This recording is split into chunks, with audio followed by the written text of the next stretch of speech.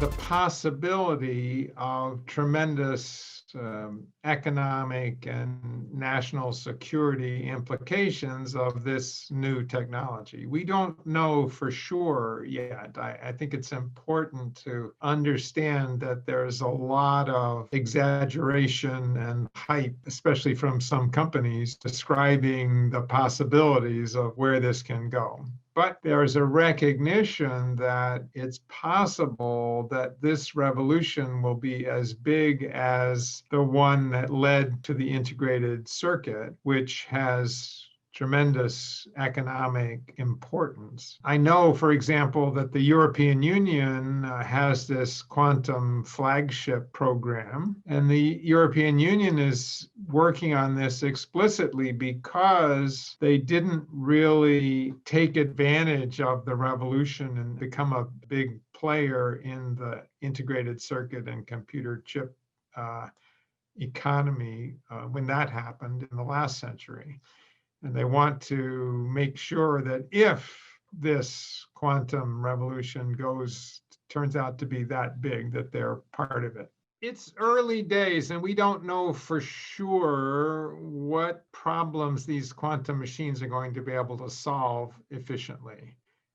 And it's a little different in the academic world and in the world of capitalism and startup companies. They may make somewhat exaggerated claims, which we don't know yet if they'll be fulfilled or not. So I have a somewhat skeptical view of, where we are in the development of the technology. It's still early days, and I'm optimistic, but the people that have a financial stake in the answer to certain questions may answer them differently than people in academia. There are classes of problems that we would like to solve in which it's already been proven by computer scientists that quantum machines will not give you a definite advantage over traditional machines, or at least not a huge advantage. If we build large-scale quantum computers, we'll be able to do many interesting things and solve many interesting problems, but not all problems. When your computer generates a random number or a random passkey, it's not really random. It's called pseudo-random. It does some complicated calculation whose answer is hard to know, but if you give the computer the same starting point, it'll produce the exact same number every time. One thing that quantum mechanics gives you is truly random results in experiments. So you can put a qubit into a state and then measure its state, and it'll randomly be 0 or 1. Even if you prepare the experiment in exactly the same way and do it again, you can get a different result. The thing that we call random in sort of everyday life, I take a coin and I flip it, and I don't know whether it's going to land on heads or tails.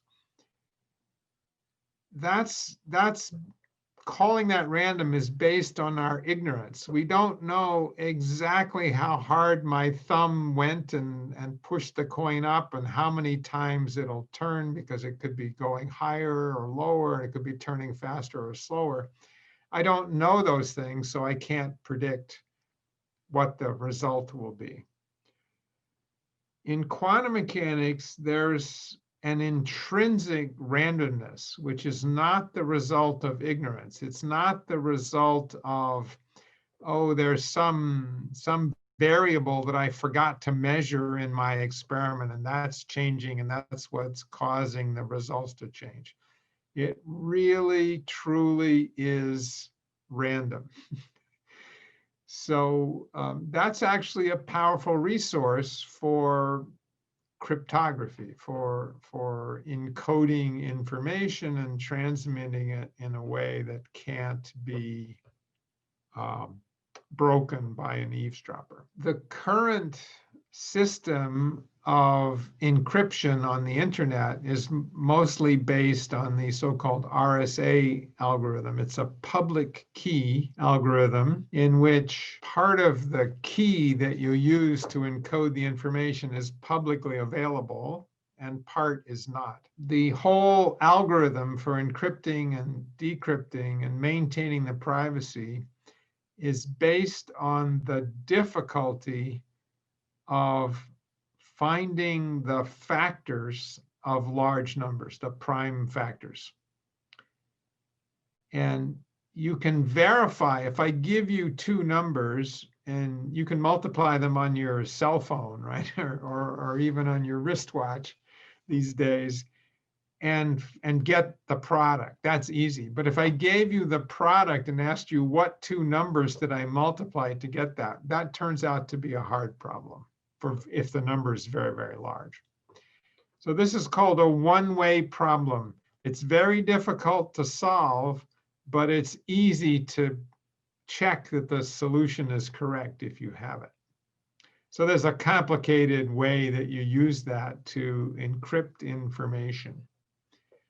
Part of the initial excitement about quantum computing started in the 1990s, 30 years ago, I think this year actually. Peter Shor invented an algorithm which, if you could run it on a quantum computer, could solve this one-way problem. It could find the prime factors of large numbers and therefore break this encryption, which is commonly used on the internet. It's not, I don't think, quite as terrible as people think, because there are other encryption methods that quantum computers, even quantum computers, can't break. But still, people are concerned about it and looking into designing new encryption standards for the quantum, classical encryption standards for the quantum world. Now, it's interesting in this competition to keep messages secret and to learn what they are, ultimately privacy wins. That if you send information in the form of quantum bits rather than traditional bits, so a quantum bit might be a single particle of light, a photon, and its electric field might be vertical or horizontal or partway in between. That can store quantum information. And it turns out that if you send the information using quantum bits, then even with a quantum computer, you can't break the code. So in the end, it's privacy that wins out. Now, and China has certainly done amazing things in this arena of quantum communication in the last 5 years or so. But I think in reality, you know, the weakest link in the security of information is the people involved rather than the technology.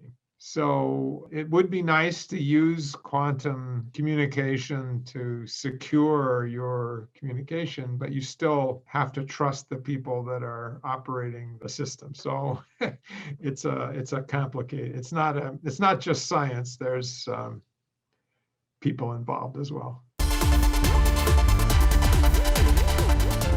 There's sort of three important areas: is quantum information processing or computing.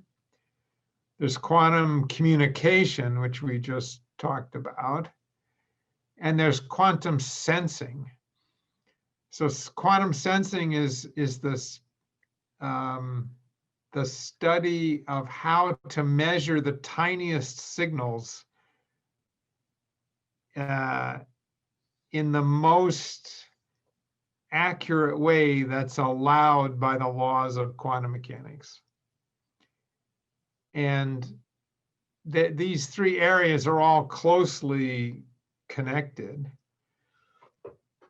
And quantum sensing, can be used to detect tiny radio signals.